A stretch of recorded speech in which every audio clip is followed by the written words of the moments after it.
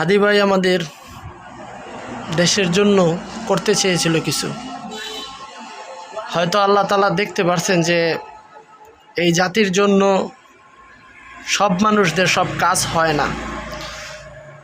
হয়তো উনি অপমান নিয়ে বা কষ্ট নিয়ে হয়তো বা কোনো খারাপ কিছুর সাথে ওনারা জড়ায় হয়তো অপমান করা হয়তো, কিন্তু আল্লাহ তাআলা দেখছেন হয়তো যে তার এই বান্দাকে দিয়া যেন অপমান না হয়, অপমানিত না হয়, সেজন্য তাকে দুনিয়া থেকে নিয়ে গেছে।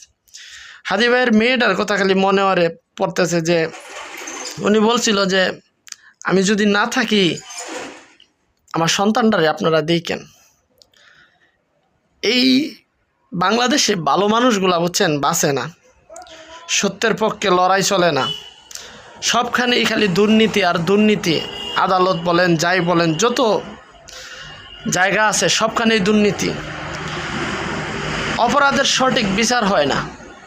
আমি সবসময় বলি যে যতদিন না অপরাধের সঠিক বিচার না হবে ততদিন অপরাধ কোনো সময় কমবে না। এই অপরাধীরা সবচেয়ে বেশি সুযোগ পায়। কথাটা শুনলে হয়তো খারাপ লাগবে অনেকের, যে যারা অপরাধীকে ছাড়ার জন্য আদালতে আহাজারি করে তাদের কারণেই অপরাধের সংখ্যা বাড়তেছে প্রতিনিয়ত। এর জন্য দায়ী হচ্ছে ওই ব্যক্তিগুলাই যারা অপরাধ জানার পরেও সেই অপরাধীকে ছাড়ার জন্য, টাকার জন্য মনে করেন যে আদালতে গিয়া রিকোয়েস্ট করে জজের কাছে। আমাদের দেশটা বুঝছেন আর কোনো সময় হয়তো ভালো হইব না। জানি না আল্লাহ পাক আমাদের ভাগ্যে কি রাখছেন।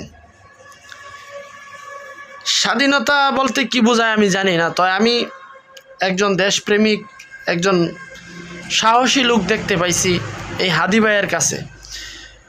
উনার কি দেখে মনে হয়েছে জানি একজন সাহসী লোক। উনি মনে হয় জানি আল্লাহ তার মৃত্যু কবুল করে নিছে, তাকে যেন শহীদের মর্যাদা দান করে। জানি না আমাদের ভাগ্যে কি আছে,